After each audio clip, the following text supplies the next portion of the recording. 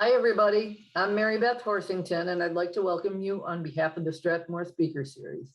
Thanks so much for stopping in here tonight for another informative program, the 6th event of our 2022 season. The Onondaga Free Library is partnering with us in this endeavor and providing the technical assistance we need to bring you this program. We thank them for their expertise and generosity. The Strathmore Speaker Series is made possible through the support of the City of Syracuse, the Gifford Foundation, the Greater Strathmore Neighborhood Association, and donations from people like you.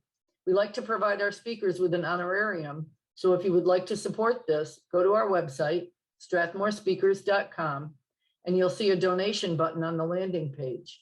Every dollar is greatly appreciated. Our guest speaker tonight is Brian Taylor, a political science professor at Syracuse University's Maxwell School of Citizenship and Public Affairs. When Russia invaded Ukraine on February 24th, this act of aggression threatened to upset the geopolitical order. Dr. Taylor will address the issues surrounding this act that has sent shockwaves through the international community. He is the author of 3 books on Russian politics and has a PhD from the Massachusetts Institute of Technology.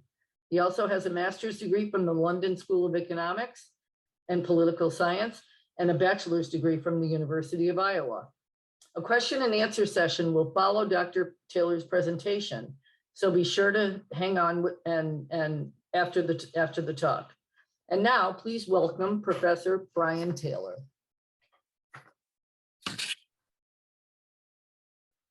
Thanks, Scott, and thanks, Mary Beth. Thanks, everyone, for coming tonight.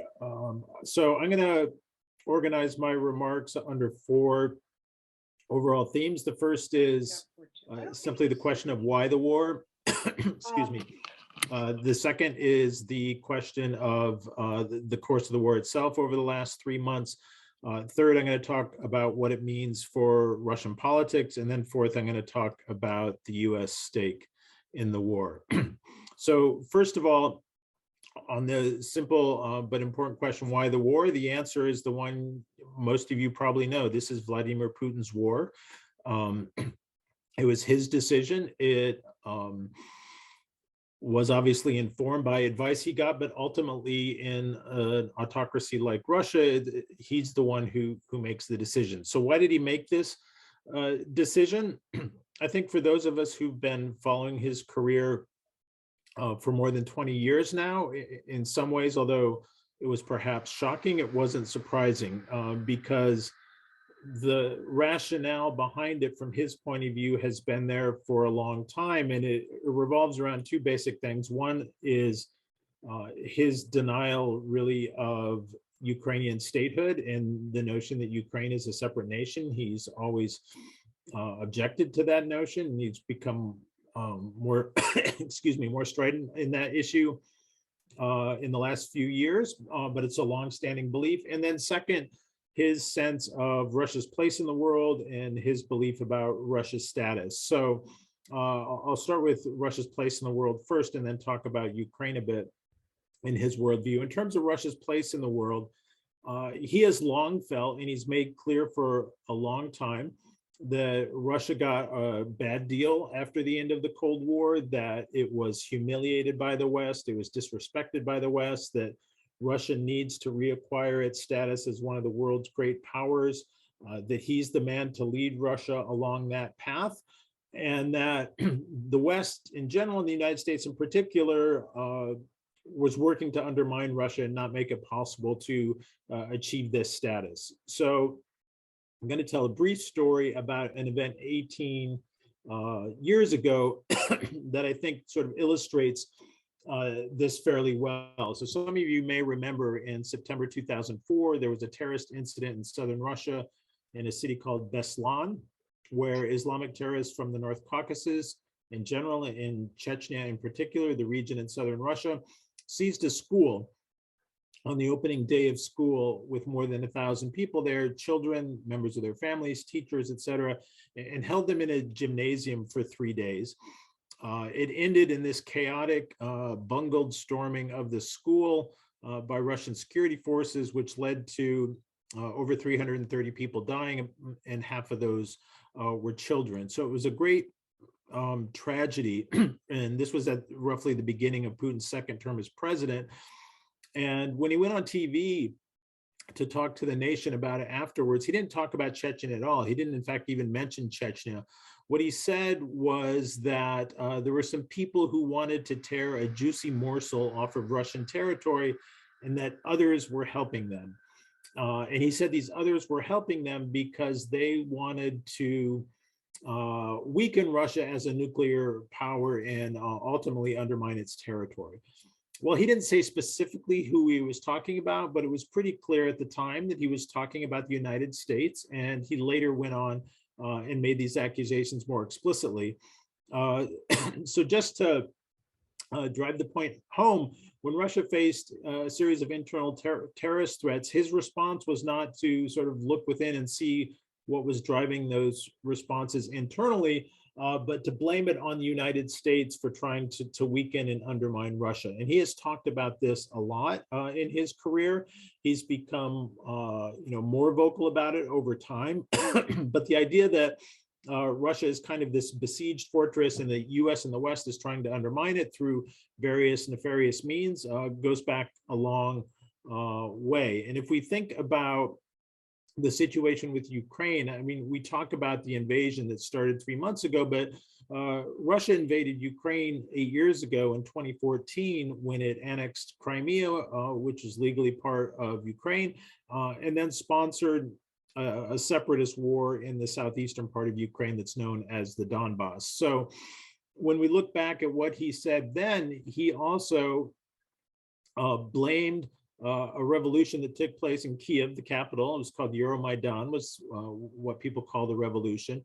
And this came about because people were unhappy with the decision of the president at the time, Yanukovych, to associate more closely with Russia than with the European Union. There was this issue of an association agreement between Ukraine and the EU that he had said he was going to sign, but didn't. People came out to protest. The police beat the protesters. It led to this long siege in Kiev that lasted 3 months in the winter. And eventually the Yanukovych government collapsed and he fled to Russia. Again, rather than see this as a homegrown kind of issue within Kiev, he said that the CIA had caused it and that Americans were experimenting like they were experimenting on rats, not understanding what they were doing. And one Russian commentator at the time said, this was sort of Putin's response to what he saw as 14 years of humiliation on the part of the West. So again, very long-standing view that about Russia's place in the world and how its proper status was not given, and also his belief that when things went against Russian interests in its neighborhood, like in Ukraine, Russia sees Ukraine as part of its neighborhood, that someone else was responsible for that. It didn't have to do with forces in internal Ukrainian politics. And this relates to the second point about Ukraine in particular and his views about Ukraine. I think Putin doesn't sincerely believe that Ukraine itself would ever, disassociate itself from Russia and decide to try and align with the West and NATO and the EU. If that's happening, it's not because Ukrainians genuinely want this. In his view, it's because the West is doing something to unnaturally pull Ukraine out of its relationship with Russia. And this is based on his view that Russians and Ukrainians are one people and one nation. That the creation of a Ukrainian state after the Soviet collapse was an artificial event, and that Russia lost territory that somehow should have belonged to it. And so, this is something that in some sense is not surprising given his long stated views about Ukrainian statehood. So why did it happen? Well, let me say one other thing about this first. So the reason that Putin is able to make this decision by himself is because Russia has a political system that political scientists call a personalist autocracy. So if you think of the different types of authoritarian regimes, there are also monarchies, still, some of those around the world. There are one-party states. Soviet Union was a one-party state. China in some sense is, although it's become more under the personal control of Xi Jinping.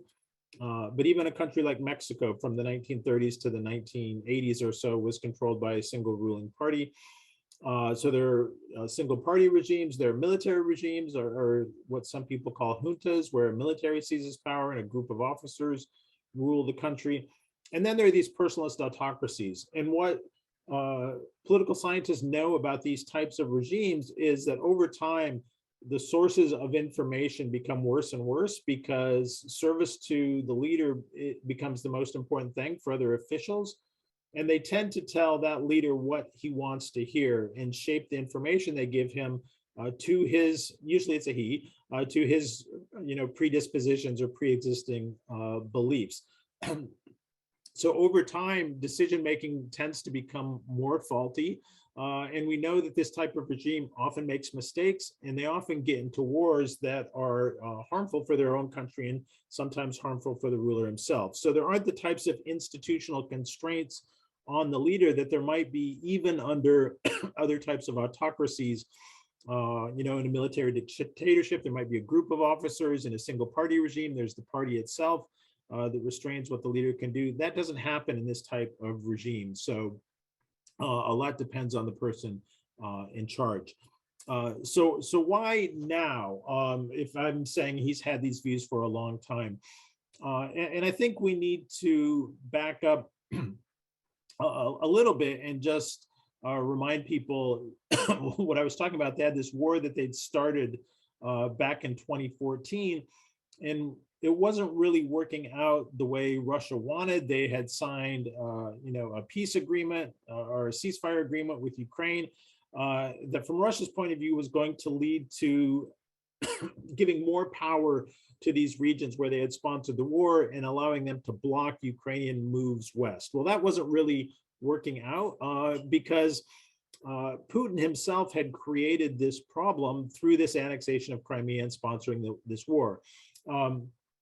Through much of the post-Soviet period, Ukrainian politics tended to shift over time between more pro-Western political parties and more pro-Russian ones. But Ukrainian politics were pretty well balanced. So you saw this alteration of power and different groups contending for leadership. But what happened when Russia annexed Crimea and started this war in the Donbass, the southeastern part of Ukraine, they took the most pro-Russian voters out of the Ukrainian electorate, about 3-4 million people, which meant the rest of the voters were more inclined to be pro-Western, not only because they already had that view, but because they were angry about the annexation of Crimea. So what Putin had done in his effort to keep Ukraine under Russian control was actually made it more likely that Ukraine would try and associate itself with the West. So what he'd seen over the last 8 years was that his attempts to sort of keep it under or try and bring Ukraine back under Russian control or informal control was not succeeding. And so about a year ago, he started to build up Russian forces along the border. And this continued over the course of all of sort of 2021. And from his point of view, this was some unfinished business. He's getting, later in his life, he's almost 70. He's been in charge a long time. And he said very early on when he was president to one of his close associates, if we don't play our cards right, we're going to lose Ukraine. That's the way he put it, lose Ukraine, as if, an independent country was something he could lose. But he was seeing that Russia's position there was weakening. The West position there was strengthening. And I think he felt he had to act now or things would get even worse from his point of view. All right, one more point about the sources of the war. Sometimes you'll hear the claim made that this war was in some sense caused or provoked by the United States in general and NATO also in particular. And I think that's getting the story exactly backwards. It's not that NATO expansion caused the war, it's that the war is causing NATO expansion. You've probably seen the news this week, but that both Finland and Sweden, historically neutral countries, have asked and put in their application to join NATO. So it's another example of Putin kind of shooting himself in the foot, trying to object to NATO policy and thereby stimulating a response that's the opposite of what he wanted. So in terms of why this isn't NATO's fault, the last thing I'll say on this is the last time a country joined NATO that bordered Russia was Estonia and Latvia and Lithuania back in 2004. So it's been 18 years since NATO had moved any closer to Russia's borders. All the other new members in NATO since that time have been in the Balkans, quite a long ways away from Russia. So there was nothing that had happened really in the last 18 years in terms of NATO expansion that would have led to this decision. So those who argue this simply can't explain why now from that point of view. All right, some words about the war itself, the course of the war. So many of you are probably aware that initially Russia sent in forces from 3 different directions into Ukraine: from the south, from Crimea, which is under Russian control now, from the east into this region known as the Donbass and other areas near it, and from the north, from the country of Belarus towards the capital of Kiev.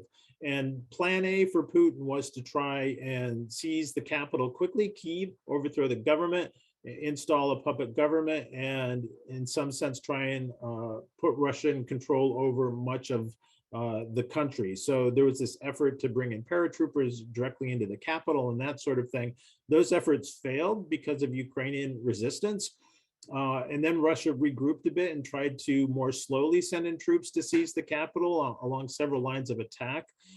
Again, the Ukrainian military was able to rebuff those attacks. And so moving to the next plan, Russia basically stopped the attack on the capital in the center of Ukraine and redeployed those forces to the east, and is now trying to push in several directions in this area known as the Donbass, and try and encircle the Russian or the Ukrainian military forces there, and at least seize control of those 2 regions. They're known as Donetsk and Luhansk.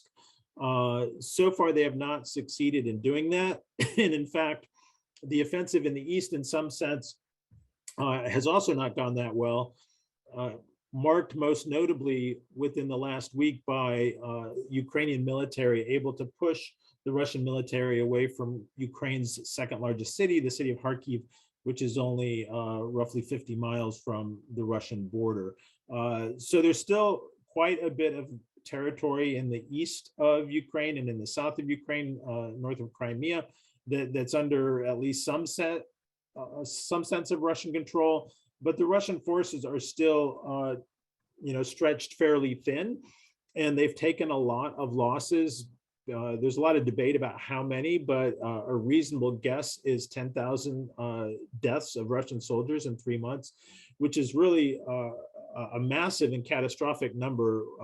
The Soviet Union in Afghanistan in a period of 10 years lost half that number of people. So if that 10,000 number is correct, it's really quite a shocking number. And a rule of thumb for military analysts is if you have 10,000 dead, you probably have another 20 or 30,000 who are either injured or are captured or are no longer able to participate in operations. So the size of the Russian force in the invasion has declined by as much as 25–30%. And it still looks to me like they're stretched too thin, especially with Ukraine getting more and more military supplies from the United States, the United Kingdom, and other NATO member countries. So I think what we're looking at is probably, Russia will try and continue to push forward in the east. I don't think they'll be able to envelop the Ukrainian military forces there. So then the question becomes, are they going to have to stop the offensive entirely? There was a lot of talk a couple of weeks ago, especially for the Victory Day parade in Moscow, about whether Russia would declare a formal war. So far, they've just called it a quote unquote special military operation. So would they declare formal war, mobilize reservists in the military, say they could send conscripts to serve in Ukraine, which legally they can't now, and trying to mobilize the entire society. Putin did not do that. And I think for both military and political reasons, that would have probably not helped that much, and in some sense might have been harmful.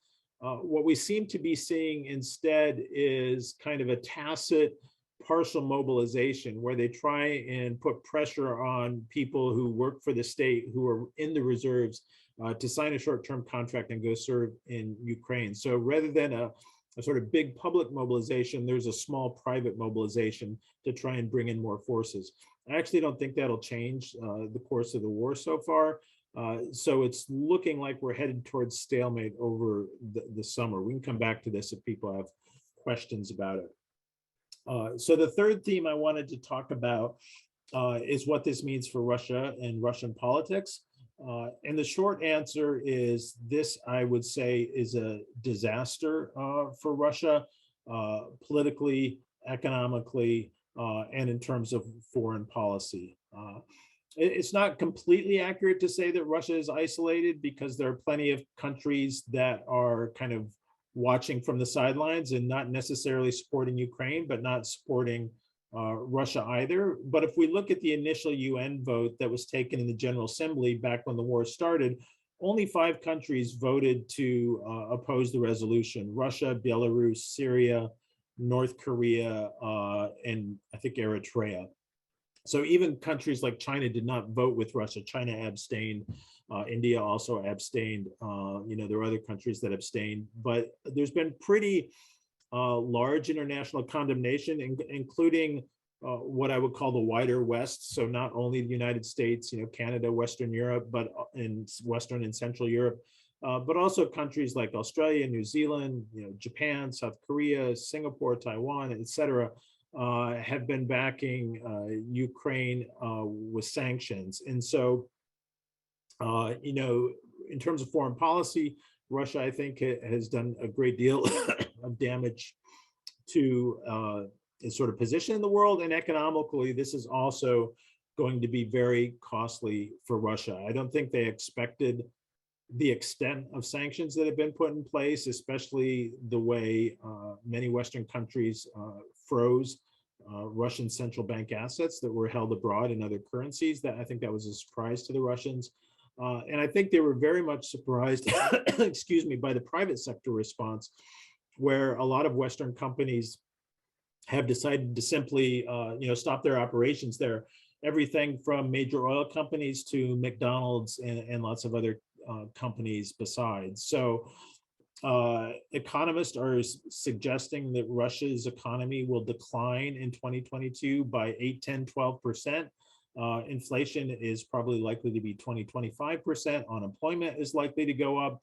And especially important is investment in production is really at risk. We see in some industries, like the auto industry, for example, that production has declined by 80%.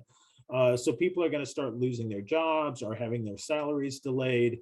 They're going to have more and more shutdowns coming as we move into fall, as they run out of supplies and components and parts that they need. Because one of the things that happened after the collapse of the Soviet Union that was very important was Russia became much more integrated into the global economy, probably than they ever were. And so Russia sells a lot of oil and gas and other natural resources abroad, but they depend on a lot of imports to keep their factories going. Even as a simple example, many bread machines in Russian bakeries use bread machines that they bought from the West. And if they can't get parts from those now because of sanctions, they'll have to try and repair them themselves or move to other technology. So this is an economic disaster, I think, for Russia that will set them back decades. So the question sometimes comes up, will Vladimir Putin be endangered in terms of his hold on power because of this, what I would say a catastrophic mistake? And thinking about this, regimes like Russia, and the Russian one, autocracies like this, especially personalist autocracies, they basically face threats from 2 sources. One from other elites, so people who are close to the regime or inside the regime, and then one from the mass of the population in general. So we can think of the threat as either from the elites, what we might call a coup, or from the streets, what we would call a revolution. Prior to February 24th, when the war started, I would say the risk to Putin from either the elites or the streets was close to 0. And since then, the threat has gone up, but it's hard to know by how much. I think there are a lot of people in the elite who were surprised by the war. did not see it coming, had not been told it was coming, think it's a disaster for the country, think it hurts their own interests because more and more elites are sanctioned and not able to travel to the West, not able to send their kids to study in the West, that kind of thing. So there are a lot of people, especially among the business and economic elite, who see this as a big mistake. But there's really no coherent mechanism for them to organize an attempt to to overthrow Putin or anything like that. The regime is fairly well protected. There are a series of different law enforcement and security agencies that surround the president and would make it hard for any group of conspirators to organize against him.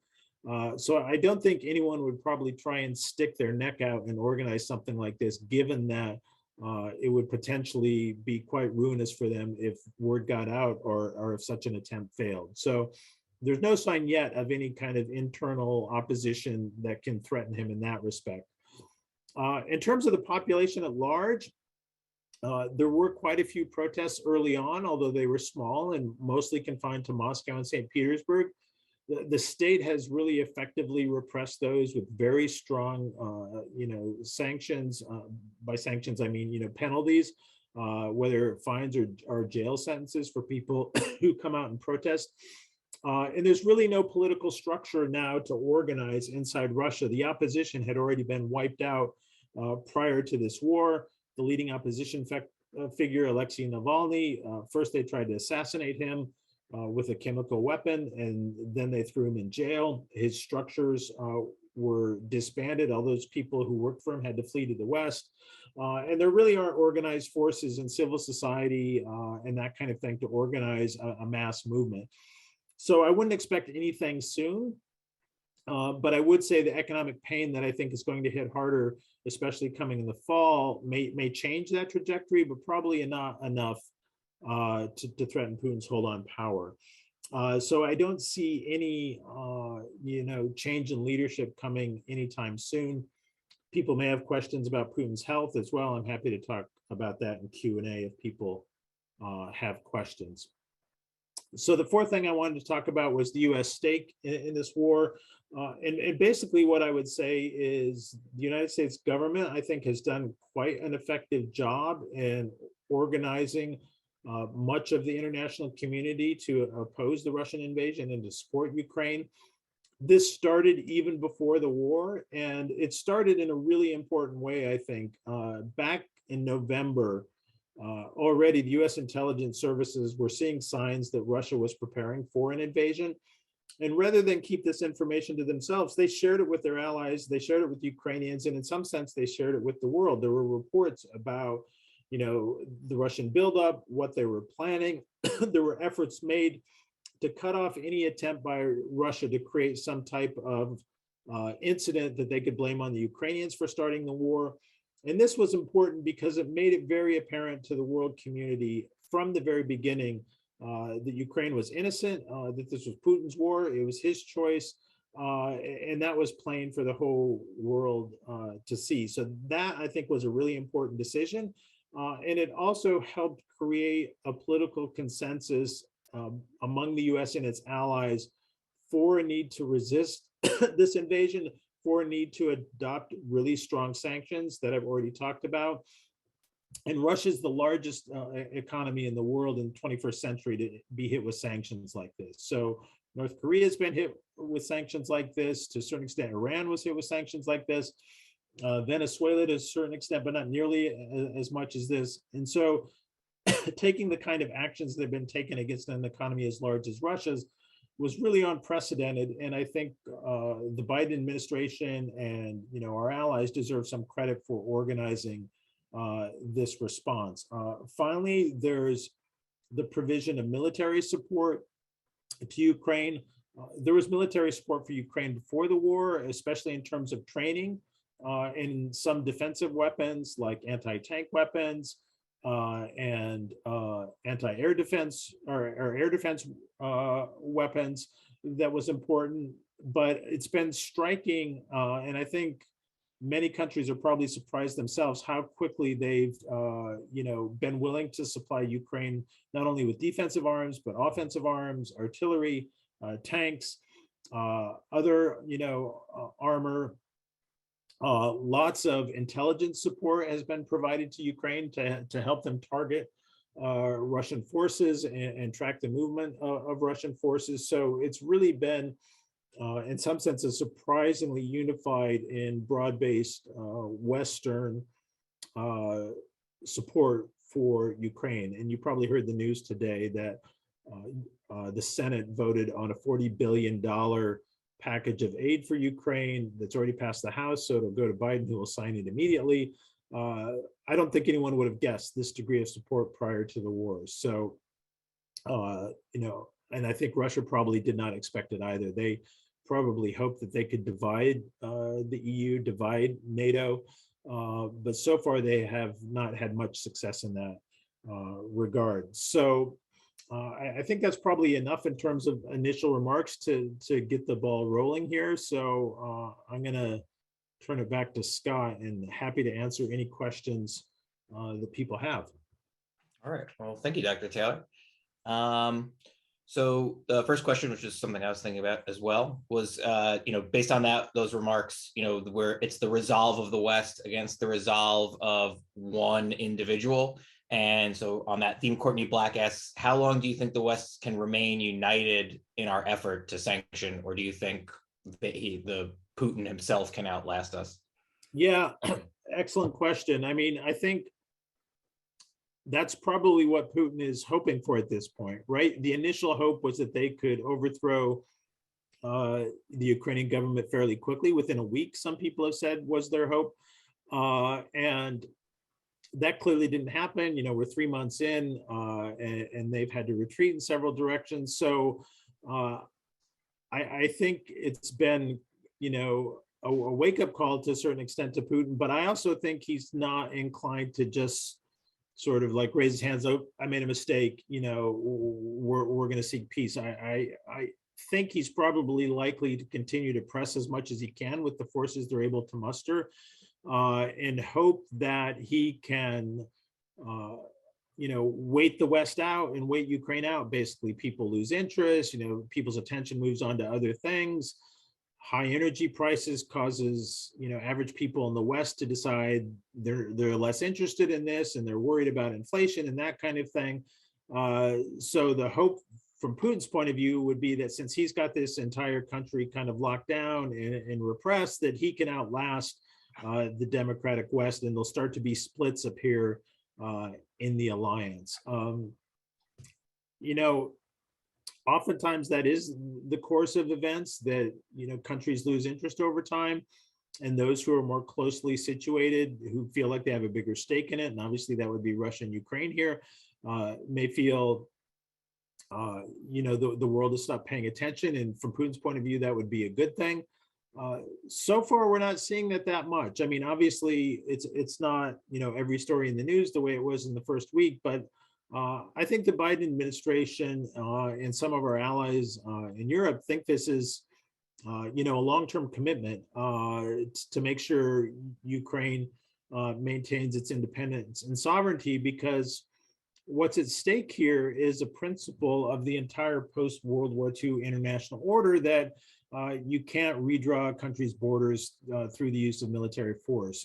It had not happened from the late 40s until 2014 in Europe.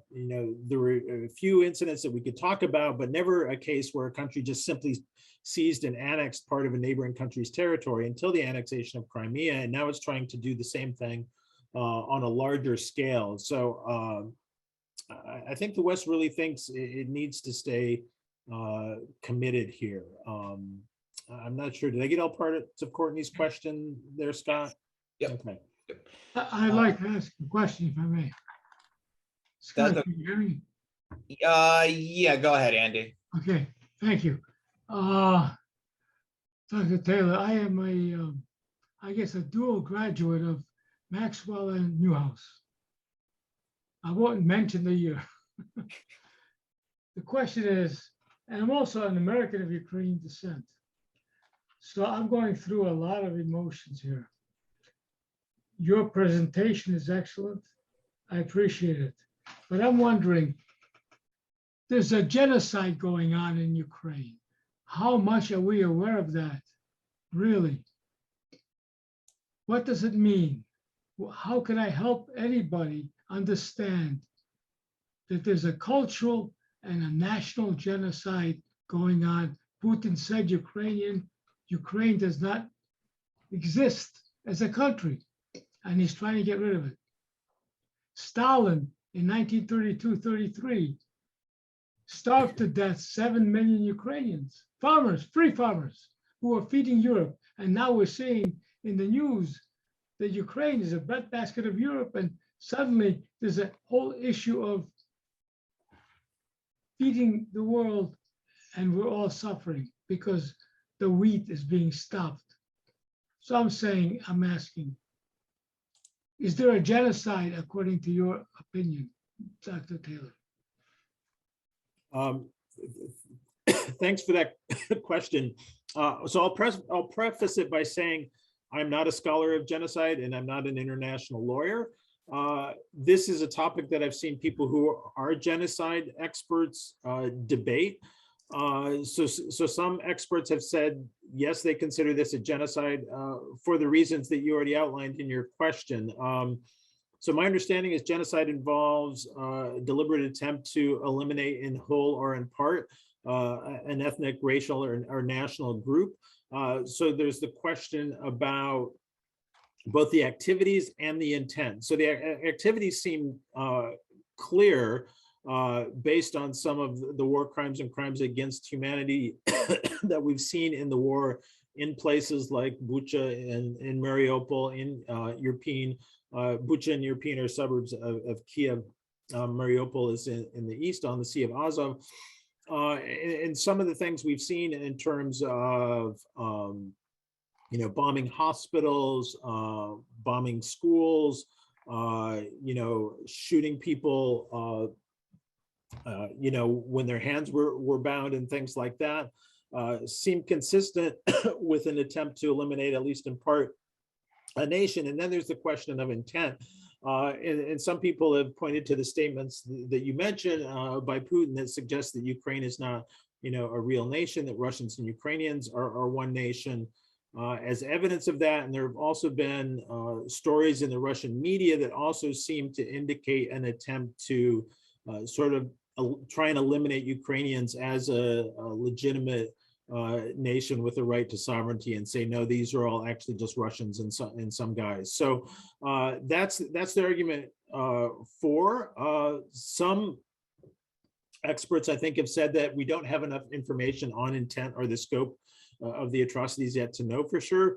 But there are multiple international efforts going to document war crimes and crimes against humanity to prepare the way for possible criminal trials at some point. Now, I think there's basically zero chance that Vladimir Putin is going to be hauled before an international court anytime soon. But I do think it's important, as your question indicates, that word about this continues to get out, and the international media, international organizations continue to focus on this issue. All right. So our next question comes from John Black. Do you think that, how likely is it that Russia will return to areas where they've failed previously? Like, would they relaunch an offensive from Belarus? Or do you think that's likely, or you think that only if they were able to seize control in the east? Yeah, it's an important question. I mean, we don't know for sure, obviously, what the plan is, but I guess my short answer is they seem to have their hands full already just in the east and the south, and their forces seem to be stretched too thin. I think at least some Russian military officers realized they made a mistake by trying to attack on so many different axes all at once, given the forces they had, and now they have fewer forces available. It's important to note that something like 75% of Russian ground forces were dedicated to this operation, and it's a huge freaking country, right? You all know that. And so there are lots of its border that aren't very well protected right now, because it's put most of its ground forces towards the Ukrainian theater. So it's unclear where these forces would come from that would attempt a new, attempt to seize the capital. They'd have to mobilize the population for reasons I suggested earlier. I don't think that's very likely, or convince the Belarusians to participate. And the Belarusians don't seem to be interested in doing that, or they would have done so already. And I think the Belarusian dictator Lukashenko thinks that if he tried to put the Belarusian military into Ukraine, that he'd probably face resistance from within his own military. So I think Russia has had to scale back its objectives and is trying to find a way to complete some type of operation that they can sell to its population as a success. But I think more likely is that they're going to just continue to push in the directions they're pushing now as long as they can. But at some point, I think they're going to run out of the ability to even do that. Okay, the next question is from Susan Nielsen, and she asks, what are your thoughts about Turkey's opposition to Finland and Sweden's request to join NATO? And is there a potential Russian connection to that? I mean, what's Turkey's relationship like with Russia? Yeah, excellent question. So the Turkish president, Erdogan, has a kind of complicated relationship with both NATO and Russia.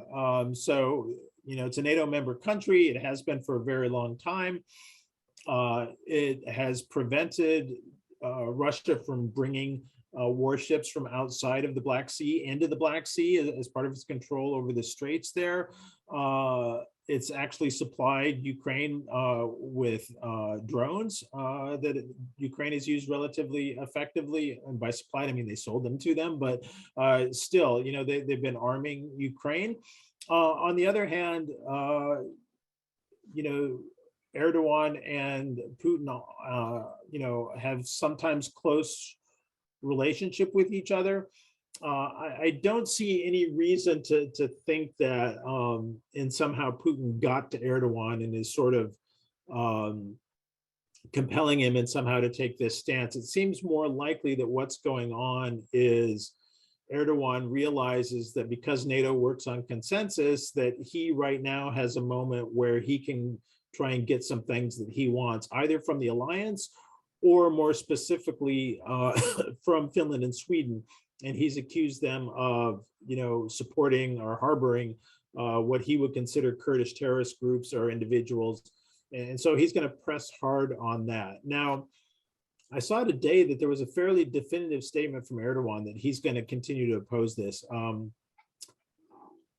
think the United States will figure out a way to make Erdogan come on board on this. I think it would be a political disaster for NATO if Finland and Sweden, two militarily powerful, clearly democratic countries in Europe that are already in the EU, come to NATO and say, we want to join, and NATO says, oh, sorry, you can't because one member opposed it. I think they'll do everything possible to make sure that doesn't happen.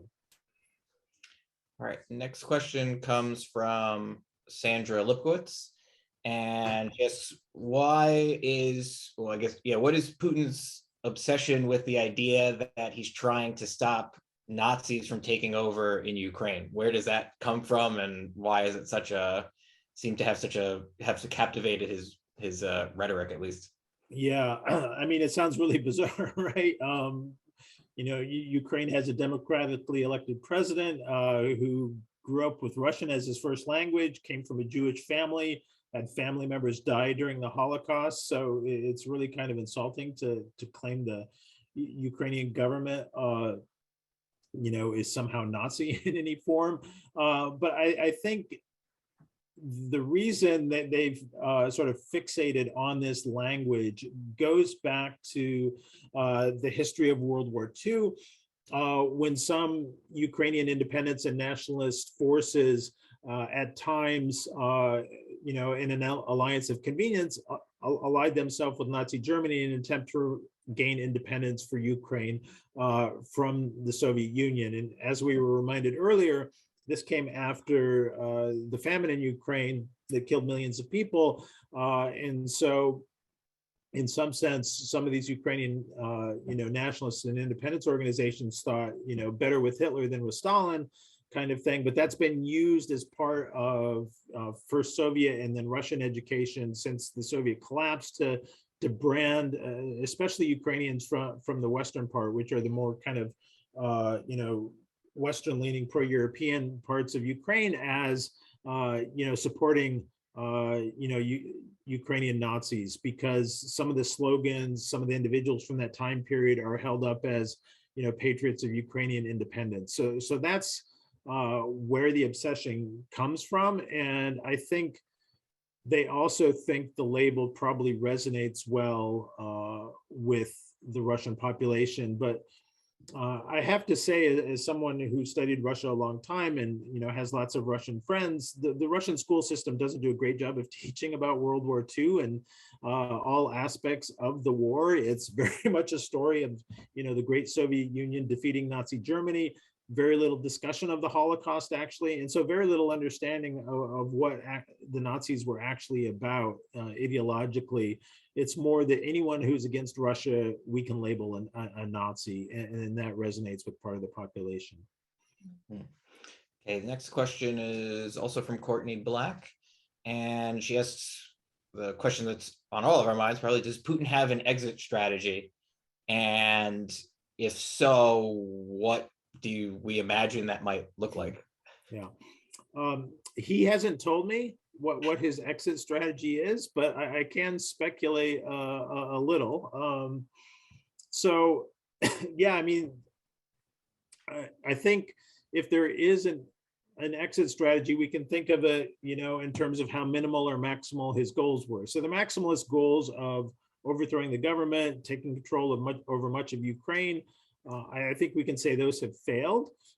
And so now the question is how, minimalist an effort will he accept as appropriate? So,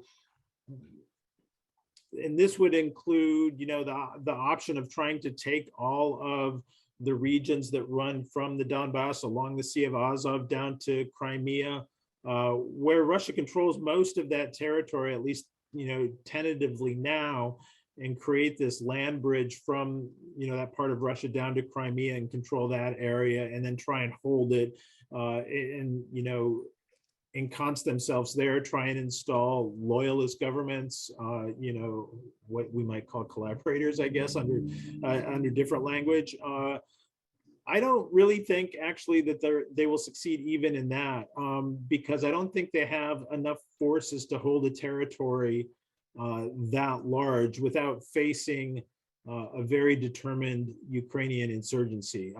And given some of the stuff we've talked about earlier in terms of war crimes and stuff like that, Ukrainians are in no forgiving mood to say, oh yeah, you can have that territory and put it under Russian control and engage in the sort of atrocities that you engaged in elsewhere. So I think Ukraine will keep fighting in any respect until at least they pushed Russia back to where it was on February 23rd. That's what President Zelensky has said will be the time for negotiations, is when Russia is back where it was before this most recent invasion.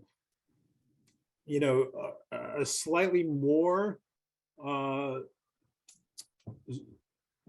slightly, less far-reaching Russian control would be just the regions of Donetsk and Luhansk, which had already, at the beginning of the war, sort of recognized as independent entities. So not even the territory all the way down to Crimea, but just those two regions would still be something I think Putin could sell domestically to the elites and to the population as a success, because that was one of the initial reasons given for the war. Whether Ukraine would agree to that, I don't know. I kind of doubt it at this point, but potentially. We don't know as much about losses on the Ukrainian side, but they're suffering horrific losses and damage to their economy as well. So there may be a deal there at some point, but my larger guess is that for the moment, neither side is interested in settling. I think Russia still thinks it can achieve some of those more limited objectives, and Ukraine is determined to prevent it from doing so. So in that sense, there isn't an exit plan, coming into shape. Putin may be forced into an exit plan come the fall, depending on the military and economic effects of what happens over the summer, but I don't think we're there yet. Okay, the next question is from Mike Costanza. This is kind of the ultimate counterfactual. He says Mike says, so we know that Trump had a questionable relationship with Putin, often showering him with praise, and sided with him against the U.S. intelligence agencies. Do you think that if Trump was in office right now, it would have changed Putin's calculus?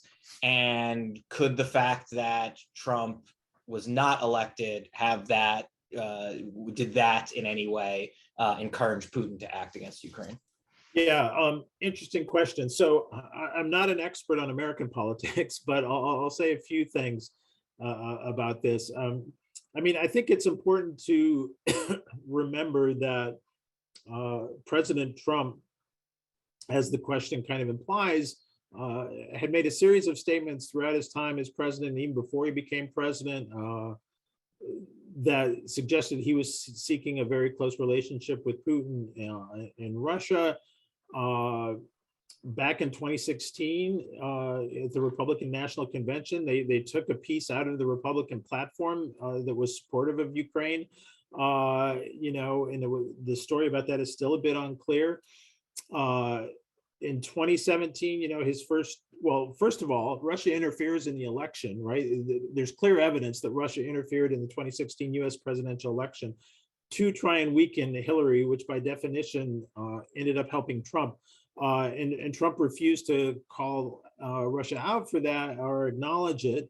In 2017, when the Russian foreign minister and the Russian ambassador are in the Oval Office, Trump actually inadvertently, or I assume inadvertently, provides them with intelligence that we got from one of our allies that led to the end of this allies operation in the Middle East. The country involved was Israel, seems pretty clear. And then in 2019, as you all remember, he tried to put pressure on Ukrainian President Zelensky to launch an investigation into Hunter Biden and held up you know, hundreds of millions of dollars of military aid to Ukraine in an attempt to extort this you know, favor, what he called it, out of Zelensky's. The other thing we know, and this has come out in several memoirs and journalistic books since Trump left office, was that Trump talked on multiple occasions to his advisors about how the United States should pull out of NATO. And it seems pretty clear that if Trump had got elected, that he probably would have tried to follow through with that. So that would have been a huge gift to Russia, right? So in that sense, from Putin's point of view, there was no reason to move on Ukraine while Trump was in power, because Trump was giving him everything he wanted kind of for free, right? This disruption, you know, within the American body politic and this disruption within the alliance. So when you got a new president who was very committed to NATO and the transatlantic relationship, it kind of shifted Putin's calculation about what was going to happen to Ukraine going forward. It was no longer just going to fall into his lap the way he hoped it might when Trump was president. So, you know, in that sense, yeah, Biden winning the presidency probably changed the way Putin thought about Ukraine and made him more worried about how it would fall out of, you know, Russian control with a Biden presidency. All right, we have time for one or two more questions. So two questions. One is from Christian Bright and also from Courtney. They're kind of the same topic. So is there any chance Ukraine wears Russia down enough to reclaim lost territory like Crimea? Interesting question. And people have started to debate this more and more as the Russian military operation has not gone so well. And also because I'm going to use a technical political science term here. The Ukrainians are really pissed off, right, about the invasion, about the war crimes. And some people are saying, you know, we're not going to stop at where things were on February 23rd. We're going to keep going. We're going to take back all the Donbass. We're going to take back Crimea. I think that is probably not likely to happen. I mean, I suppose we could see a full scale collapse of the Russian military, but Russia is pretty well militarily entrenched in Crimea since 2014 and has really beefed up its forces there. It would not want to lose access to the Black Sea Fleet port there in Sevastopol. So I think that would be a scenario where if Ukraine tried to re-seize Crimea, we might see very dangerous forms of escalation on the Russian side. It's something I worry about. And I think Zelensky probably thinks if they can get things back to the status quo of February 23rd and come to some kind of deal on reparations and Ukrainians, further international political status, he could sell that to the Ukrainian people and put off the question of Crimea. I think he would guess it was a risk to try and pursue that now, again, unless we see some sort of total collapse on the Russian side, which I don't predict at this point. Okay, so second and last question. Can you speak a little bit about Putin's health? And how does that play into this? I'm sure everybody's probably seen those where he's still, the images of him sitting at the long table with the French president and the Secretary General, things like that. Did COVID make him more paranoid? And is he actually experiencing any health problems now that he doesn't want to potentially exacerbate? Yeah. So I get asked this question, quite a bit, even though I'm not the right kind of doctor to answer that question. So I am a doctor, but I can't help in the case of a medical emergency. So please don't ever seek me out for that. So I can just go on what, reporters have told us. The Kremlin obviously doesn't release any information about Putin's health. And this is a long-standing Kremlin thing, it precedes Putin. There was a bit more transparency during part of the Yeltsin administration, but historically, the Kremlin doesn't feel like it needs to share with its population the health of its ruler. So what do we know?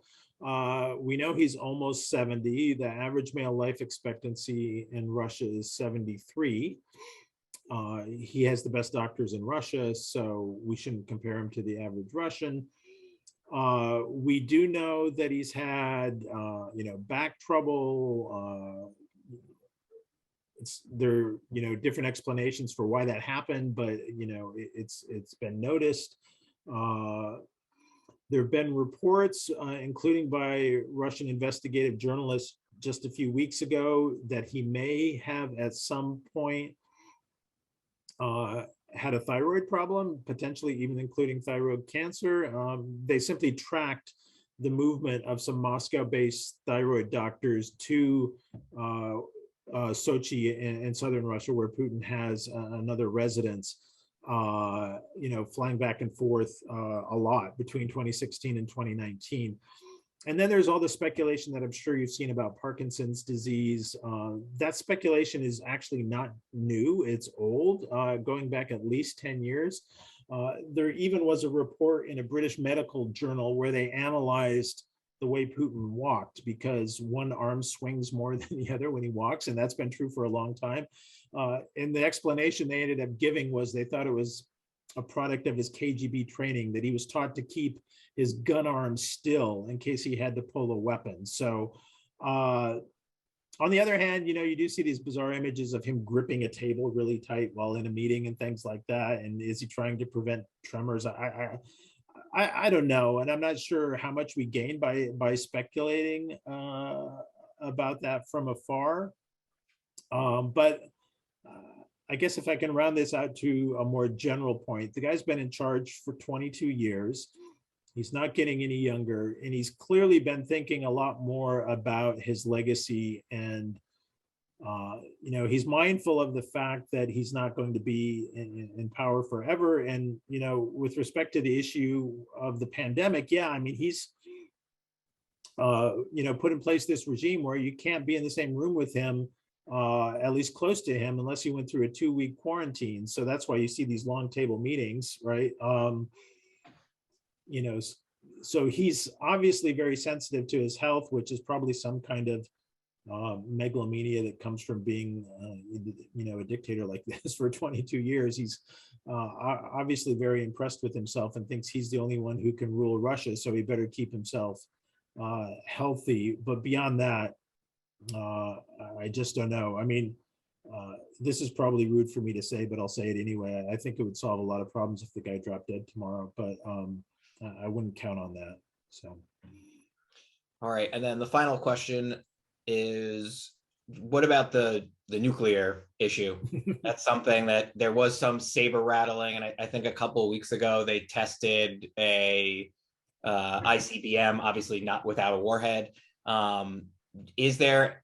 Do you think that it would ever reach such a desperate point if it keeps dragging out, where even if it's not an ICBM, but it's a a tactical, a smaller nuclear weapon? Do you think that he would ever go in that direction, or is that just it's off? It's the 70-year moratorium on using them would remain even if it looked pretty bleak for the Russian state. yeah. Yeah, I laughed when Scott started to ask the question, even though there's nothing funny about this topic, but I laugh because it comes up a lot, and there's been a lot of speculation about it. No one really knows. I think the point that Scott just made, that it's been over 70 years since a nuclear weapon has been used in war, going back to 1945.